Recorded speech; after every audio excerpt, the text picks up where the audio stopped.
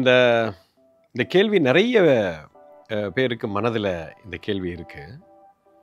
ஒரு ஐடி கம்பெனிலேயோ இல்லை ஏதோ ஒரு நிறுவனத்தில் நான் வேலை செய்கிறேன். குருஜி, எனக்கு சமமான ஒரு வேலையை செய்து கொண்டிருக்கிற இன்னொரு ஒரு சக ஊழியருக்கு ரெண்டு பேரையுமே நான் கஷ்டப்பட்டு உழைக்கிறேன், ஆனால் அவர் இன்னும் வேலையே பண்ண மாட்டேங்கிறாரு. ஆனால் இந்த கம்பெனி மேனேஜ்மெண்ட் பார்த்தீங்கன்னா ரெண்டு பேரையும் ஒரே மாதிரி பார்க்குது. எனக்கு தேவையான ஒரு பதவி உயர்வோ இல்லை சம்பள உயர்வோ எனக்கு கிடைக்கல. இது எனக்கு ஒரு பெரிய ஒரு ஸ்ட்ரெஸ்ஸாக இருக்குது. நம்ம ஏன்டா இவ்வளோ கஷ்டப்பட்டு இந்த கம்பெனியில் வேலை செய்யணுமா அப்படிங்கிற ஒரு கேள்வியே வருது. ஐயா, இந்த கேள்வி இது ரெண்டு விதமான காரணங்கள் இருக்கும்.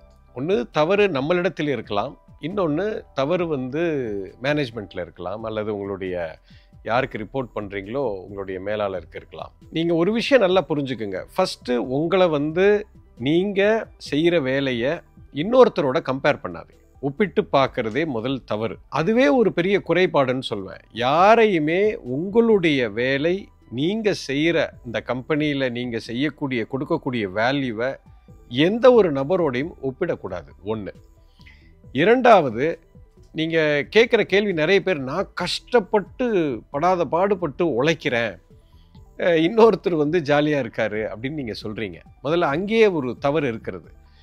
நீங்கள் கஷ்டப்பட்டு அந்த வேலையை செய்கிறீங்க அப்படின்னாலே அங்கே ஒரு தவறு நடக்கிறது. அதாவது ஒரு கைதேர்ந்த ஒரு வேலையில், இப்போ நீங்கள் ஒரு வேலை செய்கிறீங்க, அது என்ன வேலையாகனாலும் இருக்கலாம். ஒரு ஐடி கம்பெனியில் ஒரு டெக்னிக்கல் கன்சல்டண்ட்டாக இருக்கலாம், இல்லை ஃபங்க்ஷனல் கன்சல்டண்ட்டாக இருக்கலாம், அல்லது ஒரு டெவலப்பராக இருக்கலாம், ப்ரோக்ராமராக இருக்கலாம், மேனேஜராக இருக்கலாம், ப்ரோக்ராம் மேனேஜராக இருக்கலாம்.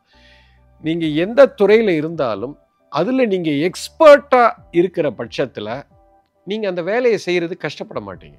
அதை ரொம்ப இயல்பாக செய்வீங்க. அதாவது நான் ஜாலியாக செய்கிறேன்னு சொல்ல, சின்சியராக இயல்பாக உங்களுக்கு நேர்த்தியாக உங்களால் அந்த வேலையை செய்ய முடியும். எப்போ அந்த மாதிரி நீங்கள் செய்ய முடியும்னா, நீங்கள் செய்கிற வேலையை உங்களுக்கு அதன் மேலே ஒரு விருப்பம் இருக்கணும், அதன் மேலே ஒரு பேஷன் இருக்கணும். அந்த பேஷன் இருந்து அதில் ஒரு ஆர்வம் இருந்து ஒரு விருப்பம் இருக்கும்போது அந்த வேலை ரொம்ப சுலபமாக இருக்கும். ரொம்ப எஃபர்ட்லெஸ்ஸாக பண்ணுவீங்க, இயல்பாக செய்வீங்க. உங்களுடைய திறமை மிக உச்சத்தில் வெளிப்படும். அப்படி இருக்கும்போது அதை கஷ்டமாக நீங்கள் பார்க்க மாட்டீங்க. அப்போ கஷ்டமாக நீங்கள் அதை பார்க்குறீங்கன்னாலே அந்த வேலையில் உங்களுக்கு ஒரு எதிர்ப்பு இருக்குதுன்னு அர்த்தம். மைண்டில் ஒரு ரெசிஸ்டன்ஸ் இருக்குது. இப்படி இருக்கும் பொழுது உங்களால் முழுமையாக திறமையாக இந்த வேலையை செய்ய முடியாது. நம்ம கஷ்டப்பட்டு ஒரு வேலையை செய்யலாம், ஆனால் அதனுடைய அவுட்புட் இருக்காது. எப்பயுமே ஒரு மேனேஜ்மெண்ட் நீங்கள் என்ன அவுட்புட் டெலிவரபிள் நீங்கள் என்ன கொடுக்குறீங்களோ அதை வச்சு தான் உங்களை பார்ப்பாங்க. இப்போ நான் உங்களுக்கு ஒரு ப்ரோக்ராம் எழுத சொல்கிறோம். இந்த ப்ரோக்ராமை எழுதி நீங்கள் கஷ்டப்பட்டு எழுதி முடிக்கிறதுக்கு உங்களுக்கு 4 நாள் ஆகுது. பட் அதனுடைய அவுட்புட் பார்த்தீங்கன்னா அவங்க எதிர்பார்த்த மாதிரி இல்லை. நீங்கள் கஷ்டப்பட்டுருக்கலாம், பட் அவுட்புட் இல்லையே. அவங்க அவுட்புட்டை தான் பார்ப்பாங்க. ஒன்று, என்ன வேல்யூ நம்ம கொடுக்குறோங்கிறது. அதே இதை ஒரு திறமையான ஒரு ப்ரோக்ராமர் 4 நாள் எடுத்துக்க மாட்டான், அரை நாளில் முடிச்சுட்டு தூக்கி போட்டு ஜாலியாக இருப்பான். பட் அவுட்புட் பிரமாதமாக இருக்கும். இந்த அவுட்புட்டை வச்சு தான் உங்களுடைய டெலிவரபிள்னு சொல்லுவோம் நம்ம ஆங்கிலத்தில். அதை பொறுத்து தான் உங்களை வேல்யூ பண்ணுவாங்களே தவிர அதுக்காக நீங்கள் என்ன பாடுபட்டிருக்கிறீங்க அப்படிங்கிறத பார்க்க மாட்டாங்க. ஒரு எக்ஸ்பர்ட்டாக இருக்கிறவங்க டக்கு டக்குன்னு பண்ணிவிடுவாங்க. இப்போ புதுசாக நீங்கள் ஒரு இசை அமைக்கிறீங்க, ஒரு ஒரு பாடலுக்கு இசை அமைக்கிறீங்கன்னா படாத பாடுபடுவீங்க. அதே ஒரு எக்ஸ்பர்ட்டு ஒரு இளையராஜாவோ ஏஆர் ரஹ்மான்கிட்ட போனீங்கன்னா டக்குன்னு ஒரு 2 நிமிஷத்தில் போட்டு கொடுத்துருவாங்க. ஜாலியாக அவங்க பாட்டுக்கு வேலையை பார்ப்பாங்க. அப்போது அந்த 2 நிமிஷத்தில் அவங்க அதை பண்ணிட்டாங்க, இது வேலை ரொம்ப அவன் ஜாலியாக இருக்கான், அப்படி கிடையாது. அவங்களுடைய 40 வருஷ திறமை அவ்வளோ இருக்கிறதுனால அந்த வேலையை அவ்வளோ சுலபமாக அவர்களால் செய்ய முடிகிறது. இந்த இடத்துல நீங்கள் புரிஞ்சுக்க வேண்டியது என்னென்னா, உங்களுக்கு கொடுக்கப்பட்ட வேலையில் இருக்கக்கூடிய வெளிப்பாடு, அதனுடைய டெலிவரபிள், அதனுடைய ரிசல்ட் ரொம்ப பிரமாதமாக இருக்கிற பட்சத்தான் ஒரு மேனேஜ்மெண்ட் பார்க்கும். இது நம்பர் 1. அடுத்தது அந்த மாதிரி நீங்கள் டெலிவரி பண்ணி அதை உங்களுடைய மேல் அதிகாரியோ இல்லை உங்களோட மேனேஜரோ அதை ரெக்கக்னைஸ் பண்ணலை, இந்த ஆர்கனைசேஷன் ரெக்கக்னைஸ் பண்ணலை அப்படின்னு சொன்னால் ஜெனியூனாக அப்போ நீங்கள் சிந்திக்க வேண்டிய விஷயம். அது 1 நாள் 2 நாளில் தெரியாது. அதுக்கு 2 காரணம் இருக்கலாம். அந்த கம்பெனியோட மேனேஜ்மெண்ட்டில் தவறு இருக்கலாம், அல்லது உங்களுக்கு இமீடியட்டாக இருக்கக்கூடிய பாஸ் வந்து ஒரு தவறான ஆளாக இருக்கலாம், தெரியாது. ஸோ அது கொஞ்ச நாளில் அது எக்ஸ்போஸ் ஆகிடும்.